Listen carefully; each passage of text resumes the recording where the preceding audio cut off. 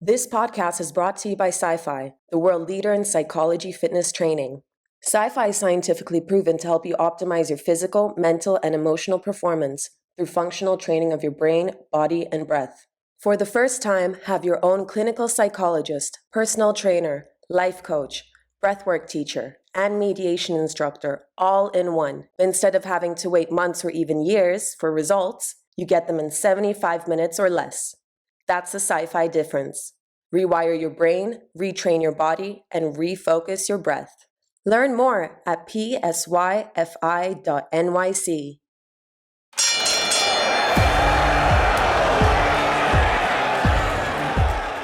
It's been said, you, me, or nobody is going to hit as hard as life. But it ain't about how hard you hit. It's about how hard you can get hit to keep moving forward. That's what Life's Tough, Boxers Are Tougher is all about. I'm your host, Matthew Pomara, and we explore a mountainous challenge that someone in the boxing industry has had to face. Welcome to the show. Today in the guest corner, this Suffolk County Sports Hall of Famer has an impressive professional record of 25 wins with only 2 defeats and 1 draw, with 11 big wins coming by way of knockout. He's the fighting pride of Senham Riches, New York. Please welcome the Ring 10 president, the Beta Bomber, Matt Farrago. Nice. Thank you so much. Thank you for having me. It's great to have you, pal. Good. I'm glad we got to do this. Hey, first off, am I saying your name right? It's close enough. It's usually Farrago. That's how I pronounce it. Farrago. But Farrago, I've heard everything. All right. Yeah, me too. So what's happening, my man? What are you up to these days? Well, I'm working. I'm making a living. I've been a medical implant salesman, so I work in the operating room, making sure they put the knees or the hips or trauma. So I've been doing that I did that for 18 years. I took some time off. I went through a bad divorce, right? It happens. And I'm now getting back on my feet again, and I'm starting to throw punches. All right. In life, not in the ring. Good man. And how's it going with Ring 10? Yeah, Ring 10 is good. Ring 10 is great. It's a great organization, and its purpose is to help fighters that need help. Unfortunately, the sport is not the most honorable sport. So unfortunately, there's a lot of seedy people in the sport of boxing, and so I got to deal with that.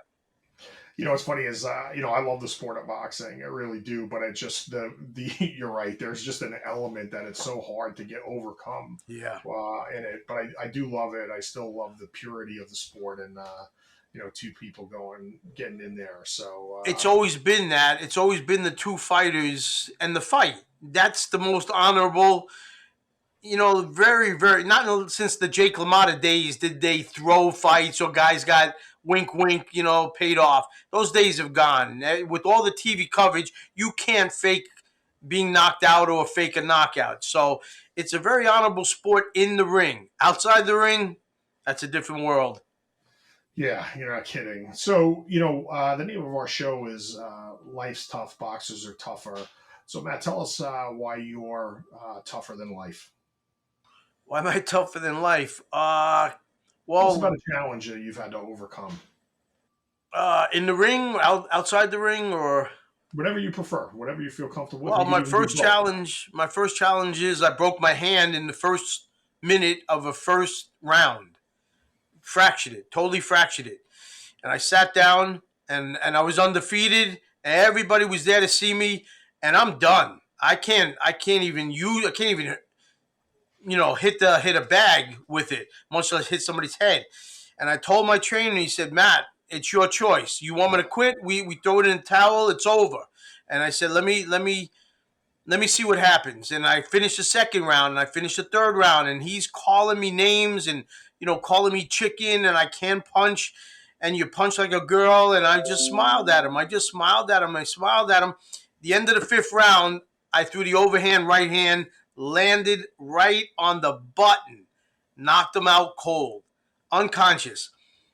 Next time I saw him was in the hospital. He was in one room. I was in the next room. They were fixing my hand and they were fixing his brain or whatever they were doing. I felt like that Rocky movie where Stallone was in one room and Apollo was in the other room. Yeah. but it was such a good feeling. And to walk around for 8 weeks with a cast on my hand was pretty cool. How'd you just tell some of our listeners how'd you get involved in the sport? Uh, I played everything in high school: football, baseball. I was a catcher, so I was always on my knees. And I played football. I destroyed my knees. So I had a surgery. I had surgery. I had multiple surgeries. Finally, the school said, "Listen, you're done. We're not going to insure you. You cannot play any more sports." What am I going to do? I got frustrated. I got into some school fights, and a guy said to me, "Hey, there's a gym in the next town. Why don't you go learn how to box?" Ah, come on. Are you serious? And I went there, and I got my buttocks whooped big time, but I kept coming back every day. And I found out that the trainer did that on purpose because he doesn't have time to waste. If you don't have heart, you could be the most talented fighter in the world. You don't have heart, you're not going to make it. So he said to me after months of me kept coming back, "Man, you're tough. You're tough. I'm going to work with you now." And that was the start of my career. Awesome. Where was that? Which gym was that? It's gone. It's a long time gone. It's that was in Huntington. Wow. Huntington PBA or whatever it was. Yeah. Yeah. There's still a lot of good boxing gyms on Long Island, but you're right. A lot of the Yeah. historic ones are gone. You know what I'm going to ask you too? Where was the East End Arena? I saw that on your box line. That was out in Shirley, New York. That was that was a furniture retailer. And so he had furniture all over the floor. Like you would come in, it was a big warehouse, and you had furniture, and you say, "Listen, where's the section of the couches? Where's that?" And they pushed everything to the walls. Go figure this. They pushed everything to the wall. They put a ring in the middle of it. We're talking about 30 years ago when there was no, the only stadium was the Comac Arena, National Yep. Coliseum, or the Garden. And this guy, listen, I don't care where I hit you as long as it's legal and it's in the ring, Yeah. right? Absolutely. Absolutely. Um, also, so share with us some of the other challenges you've had to overcome in your career. Uh, well, listen, I turned pro in college, so I was going to school. I was a dual major, so I was in and a science major. So I was in 3 4 hour labs every other day. So and then I had to travel an hour to the gym. It wasn't in the town. I couldn't walk to it. I had to get in the car and drive an hour to Syracuse to get to the gym. Get dressed, spar, get beat up, come back home and study, for a test. For those that don't know, Matt is a Cortland guy, right? Cortland, I'm a Cortland graduate with 2 degrees, pre-med, and I did that. All I won my first 11, I think 11 pro fights in college while I was fighting. And I remember telling my mom and dad, I sat them down and I said, "Mom, I'm boxing." He goes, "Yeah, we know you're doing the amateurs, you're doing the Golden Gloves." No, I'm turning pro. They flipped. And I said, "Listen, I'm not gonna do well. I know I'm not that good. I'll have fight a couple. I'll make some money. I'll get some girls, and I'm done." And the girls I emphasize because that's really what I was going after. To be in the newspapers, you got to get girls. And so I won the first one, the second one, the third one, the ninth one, the 10th one, the 11th one. Now I got Madison Square Garden calling. I got ESPN calling me. They want the Caucasian fighter from college to be on the show. I'm like, "Well, how much are you going to pay me?" And to me, that was a lot of money. "I'll do it. I'll do it." And this is it, Mom. Last one. And I won. "This is it, Mom. Last one. And I won. That was the start of my career. Crazy.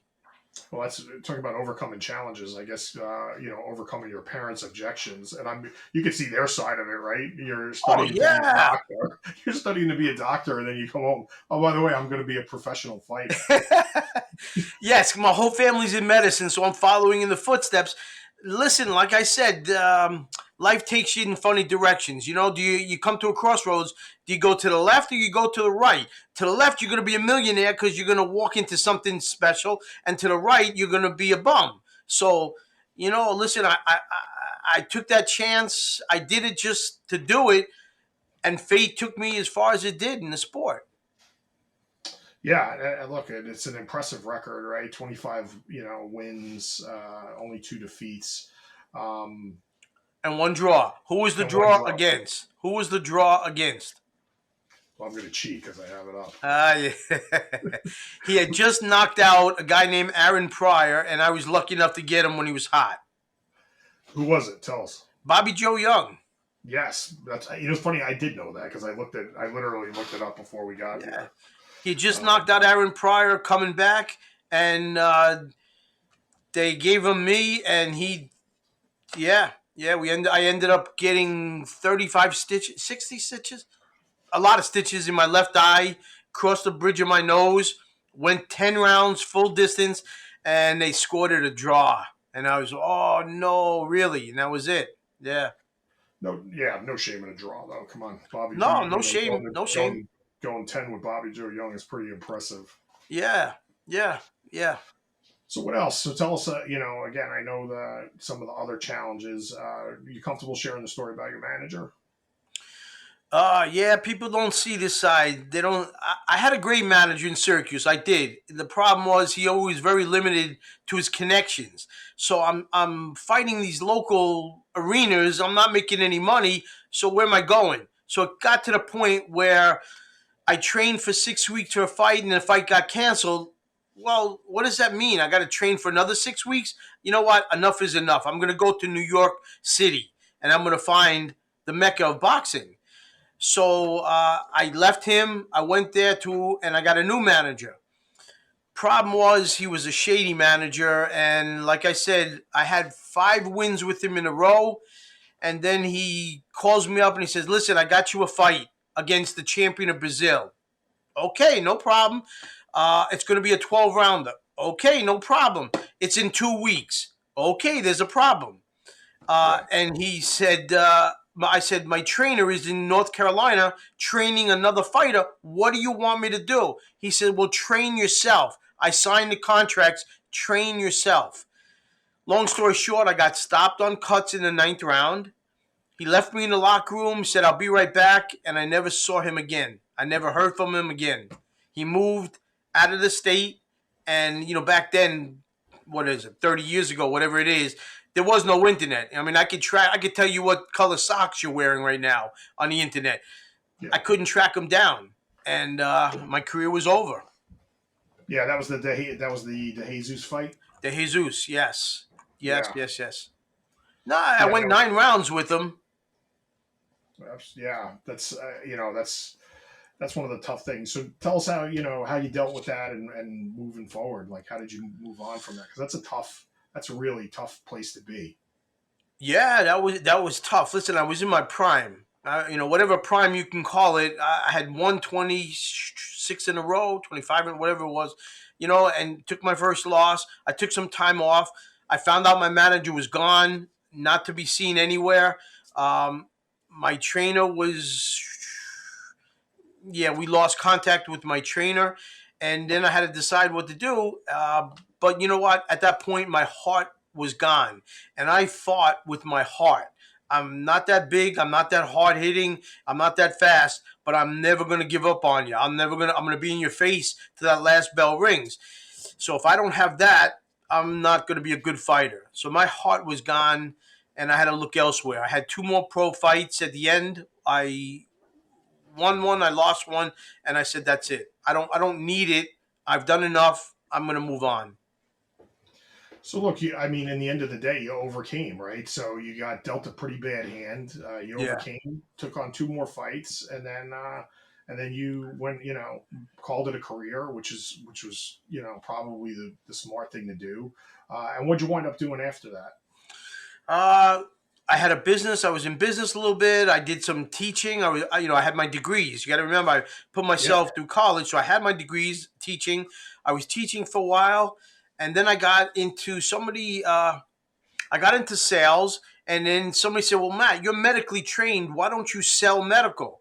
And this is 100 years ago. I didn't know anything about it. I was like, you mean like a tongue depressor? Well, I don't understand. I had no idea.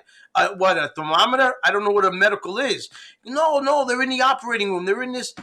And I got it. I looked into it. I got hooked up with a company. They flipped out that I was a boxer, and I just went off the charts. I just sold that.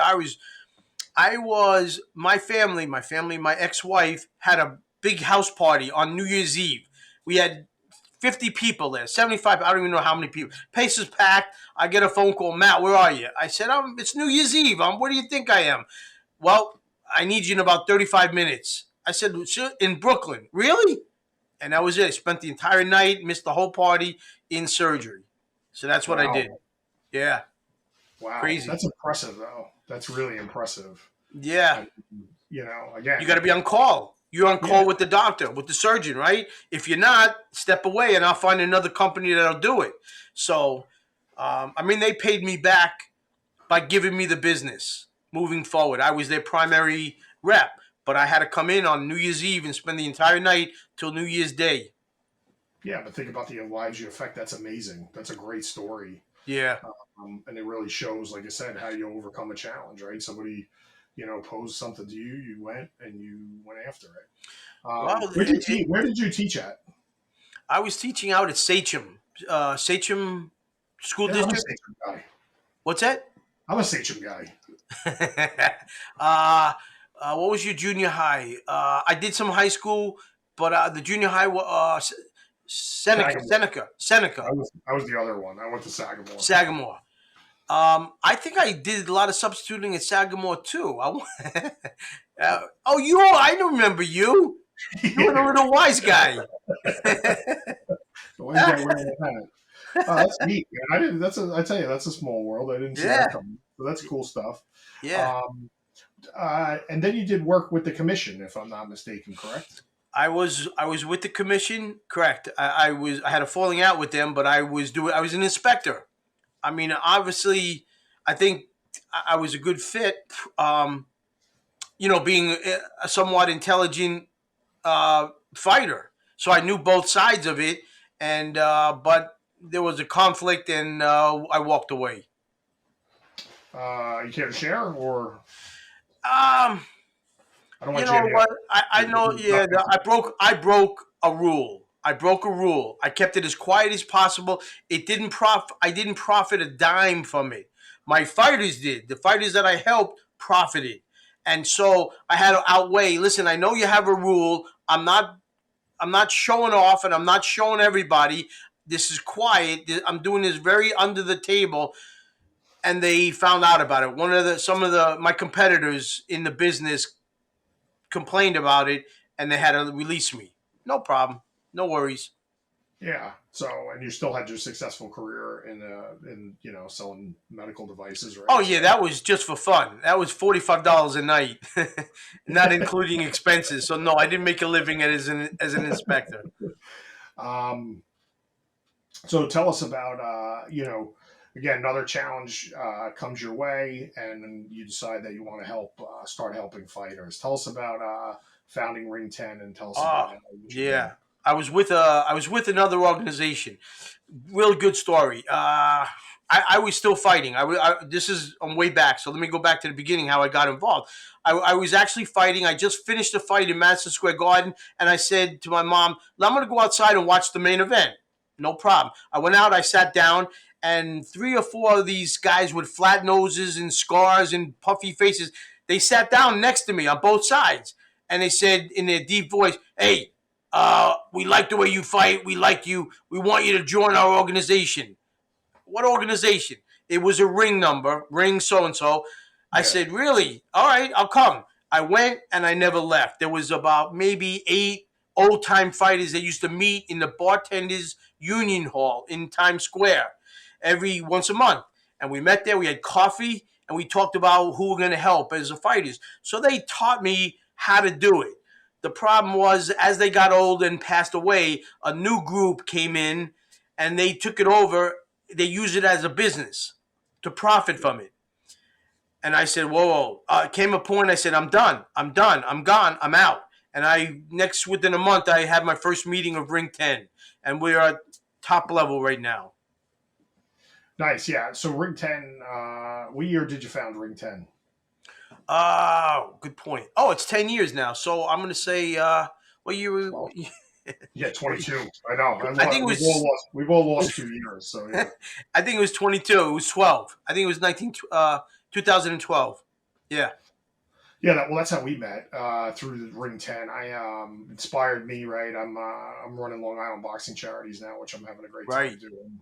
And yeah, I remember the event I got to go was a top shelf event. That was one of my favorite things. Who was Great. the main fighter? I'm trying to think who. I mean, Mickey Ward was there. Oh, Mickey. Yeah, great guy. Trying to We think had who else. Roberto Duran. Was it Duran? We had I didn't Duran. know. I missed Duran. That was the year after. Oh, That was the year. That was the year before me. Duran. I got to see a lot of. Tim Witherspoon was there. Michael yeah, Spinks. Like a lot yeah. of great guys. So yeah, really, really top notch. So Yeah, I give the fans what they want. They come to see the fighters. They don't come to see me. They come to see the fighters, the main events, and the mingle. I don't put them on a pedestal and you could look at them and take pictures.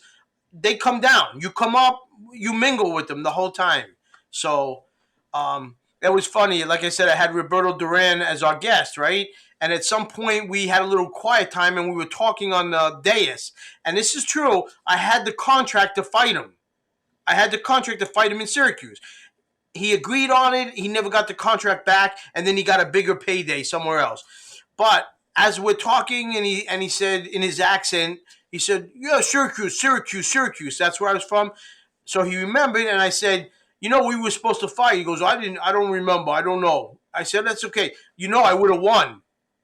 And then it was silence. And he looked at me and he said, "Yeah, you're gonna win. You're gonna beat me." Whatever his accent was, it was funny. He understood that. That's Roberto Duran. That's Roberto Duran. Holy smokes! yeah, that's look again. That's another great example, right? So you got got dealt a tough hand, and you went out and you overcame that challenge. Started a great Yeah. organization. You're helping fighters, which is terrific. Well, what's the goal? What's the goal of Ring 10? There's got to be something more than me just building this Ring 10 that does handouts to fighters, right? There's got to be Yeah, something more. What is boxing missing? yeah. The boxing, the biggest thing boxing is missing is the fighters aren't in a union, and I know that's Yeah, something you're passionate about. Why don't you talk a yeah. little bit about that? Well, listen, baseball is a union, basketball is a union, football is a union, hockey is a union, golf is a union, boxing's it's not a union. People don't realize it. Yeah, but they all make millions of dollars, Matt. Come on. They all make millions of dollars, don't they? Yeah, No. The one guy at the top makes good money, and then it drops to the guys that are fighting their hearts out, that are filling the undercard, that make nothing. That make nothing. My biggest payday on paper was $5,000. I know it's a long time ago, so let's double it. 10,000. Let's triple it. 15,000. yeah, Then I got to give my trainer, my cut man, the manager, and then Uncle Sam, right? So I'll walk away with 8,000. Well, that's pretty good for a night. And if I won, that's even better, right? But if you lost or you're an opponent, you're fish food is what you are. just before we get to the next part, I do want to just explain to people real fast who might be new with boxing. Explain to people what an opponent is, as far as like, obviously we know what the word opponent means, but Yeah. like what an actual professional opponent does. Wait, we're talking about a trial horse. We're talking about Yeah, a journeyman. like A a journeyman journeyman. or a Okay. trial, or both, either one. Those are both great terms, right? A Yeah. trial horse or a journeyman. Okay. Because if you're an opponent, is an opponent. You could be an undefeated opponent, but you're an opponent. So I Yeah, don't use that. I don't mix those. But a journeyman, a trial horse is you're bringing a kid up. And you need him to fight some good fighters, but not guys who are threatening your career. A guy that doesn't have a big power punch or is not going to hurt your fighter. So you got to get this guy to learn. It's like going into the AAA league in baseball. yeah. You're playing good players, and you want to get to the big league. So we get these journeymen they'll take you the distance. 99% of the time, they will not get knocked out, because if they get knocked out, they get suspended. They can't work. So what Yeah. they'll do is they're going to go the distance. They'll hold. They'll maul you. They'll hit you, and then you win and you beat this journeyman. So it's a stepping stone. Nice. Nice, good, Yeah. great explanation. So look, we're lucky to have Matt. He explained, he explained literally 3 challenges, including overcoming his parents' objections to boxing, which I think is pretty impressive. All right, Matt, we do something on the show now. We call it the Fast Five. We're going to ask you 5 questions. Yep. Give us your fast answer and give us the first answer. All right. So, Okay. first one, what's your favorite boxing movie? Raging Bull. Oh, good. I wouldn't think that. Good pick. Wow, no question. Nice. All right. This is a hometown question. You'll have to people out on. We have great pizza where both Matt and I live. What's the best slice of pizza in Center Riches? What's the name of the one in town? I don't even know. I just go to it. Brothers 4. Yeah, that's it. Nice. Well, you mentioned Roberto Duran, but who's one boxer you wish you could have faced? I wish I could have faced Roberto Duran. Seriously. Yeah. That would have been pretty awesome, I would Yeah. imagine. And you would have fought him at middleweight, so he was. He was indestructible at 135 pounds. But at middleweight, would have had a puncher's chance. I would have had a good chance because he would not have taken me serious, and I think I would have been pumped up for him. So the youth would have caught up with him. I really think I would have beat him. Nice. What's your favorite sports team? Any sport? Any sport. Boxing. No team. I honestly, I follow boxing. I really don't. I mean, of course, I watch the Super Bowl and things like that. I'm not a big. I played everything. I played football, baseball, basketball. No, not basketball. Football, baseball, rugby, lacrosse. But I've done them all. Boxing is that's it. That's the only one I really follow. Right, fair enough. Any clean jokes? Can you tell us a clean joke? I should have. I still don't. I don't even know. I'm not a funny guy. Unless I fall down and you look. Jokingly, I'm not a funny guy. Well, I can tell you one thing. You're a legitimate tough guy, and we're really grateful to have you on the show. Tell everybody where they can find you. Give us the Ring 10 website, and give us. Are you on Twitter, stuff like that? If you just search Ring 10, if you put in Yahoo Ring RING 10, everything will come up. The website, which is ring10.org, but if you just search Ring 10, I'll come up. The website will come up. Everything will come up. All right, cool. And I believe you're on Twitter, right? What's that? You're on Twitter, right? I think so. Somebody handles that for me. Twitter and Facebook and all that stuff. We should be on that. We'll put it in the description. It's actually, I believe it's at Ring10 is the Twitter handle. Really? I'm sorry. It's for those who want to check that out. I believe it's Ring10NY on Twitter. Okay. Well, I'm grateful. I really appreciate you taking the time to join us today. True gentleman. Glad to see you around. And, thank you, Matt. I'm sure I'll see you in town. We'll grab a slice of pizza. You will. All right, great. All right. Thank you. Oh, wait, before you jump, the Beta Bomber. Tell us your nickname. So good question. I went to college and I was in a fraternity. The Beta Phi Epsilon. They were the Animal House. The movie with John Belushi. Yeah. They were Animal House with the slobs on the floor. And I was a fighter, and they always had to take care of me because they knew I was always training for a fight. But it was so one day, 6 or 7 fight. I didn't have a name. I don't know what Mad Dog. I don't know what to call me. But a journalist came up and said, "Hey, Matt, who are those idiots in the stands?" Because they went crazy. They would get drunk, and eat hot dogs. Who are they're Beta? They're my Beta brothers, Beta Phi Epsilon. And he's next day in the newspaper, the Beta Bomber wins his 9th pro fight. And I'm like, "Whoa, I like that. That's it. I'm the Beta Bomber." Awesome. Thanks again, buddy. We really appreciate having you on the show. Sure. Thank you so much. That's going to be the final bell for today's podcast. If you like what you hear, give us a like and hit the subscribe button with your best power punch. You can check us out at Apple, Spotify, Stitcher, and anywhere you can find quality podcasts. We hope our stories inspire you to fight on. We thank you for listening, and remember, life's tough, boxers are tougher. Have a great week, everyone.